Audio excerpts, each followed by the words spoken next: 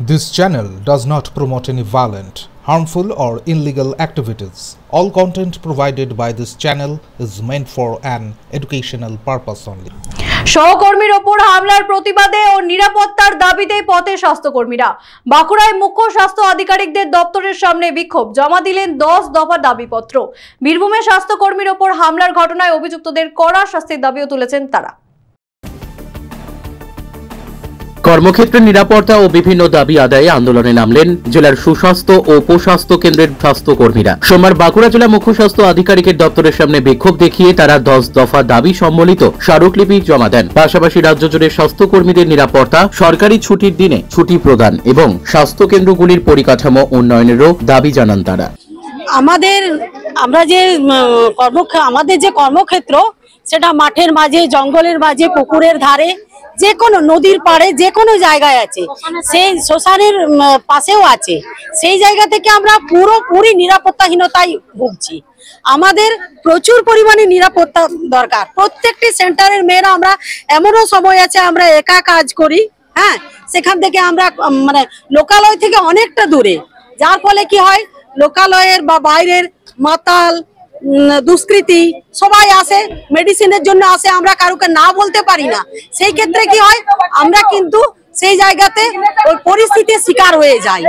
একা যেহেতু কাজ করি, কখনো হয়তো সেন্টারে অন্য কেউ কোনো দিদি থাকেন, উনি হয়তো বাইরে ভিএচএনডিতে গেছেন, এনসিটিতে গেছেন, আমরা হয়তো সেন্টারে একা আছি। সেই মতো অবস্থাতে প্রচুর ছেলে, মানে পুরুষ, বদমাইশ, দুষ্কৃতী অনেকেই আসে আমাদের কাছে মেডিসিন নিতে আসে, কিন্তু সেই জায়গায় দাঁড়িয়ে মেডিসিনের কাছে আমাদের কাছে অনেক নানা রকম প্রস্তাব আসে, কুপ্রস্তাব দেয়, এবং এই জন্য আমরা পুরোপুরি নিরাপত্তাহীনতায় ভুগছি। আমাদের নিরাপত্তার দরকার। আমাদের প্রতিটি সাব সেন্টারের প্রতিটি স্বাস্থ্যকর্মীর, তৃণমূল স্তরের আমরা যে সমস্ত স্বাস্থ্যকর্মীরা কাজ করছি মাঠে ঘাটে গঞ্জে গ্রামে, সেই সমস্ত স্বাস্থ্যকর্মীদের নিরাপত্তার দাবিতে আমরা এক হয়েছি। আর সমগ্র পশ্চিমবঙ্গ ব্যাপী, সমস্ত জেলা ব্যাপী, সমস্ত সিওমএইচ এর কাছে আমাদের ডেপুটেশন চলছে। আমরা যদি নিরাপত্তা না পাই, আমরা আরো বৃহত্তর আন্দোলনের পথে আমরা এগিয়ে যাব। আমাদের আন্দোলন চলছে, চলবে। আমাদের একটাই দাবি আজকে, সেটা হচ্ছে আমাদের নিরাপত্তা। আচ্ছা, আমরা আজকে এসেছি মূলত আমাদের বীরভূম জেলার একটা সুস্বাস্থ্য কেন্দ্র বা কাইজুলি সুস্বাস্থ্য কেন্দ্র।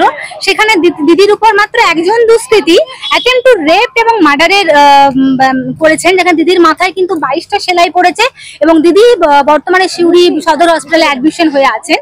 তো সেটা ছুটির দিন ছিল, দিদি একাই সেই কর্মস্থলে ডিউটি দিচ্ছিলেন, সার্ভিস দিচ্ছিলেন পাবলিককে। সেখানে সেই ভদ্র বলবো না, অবশ্যই অভদ্রলোক উপস্থিত হয়ে দিদিকে অ্যাটেম্প টু রেপ করতে যায়।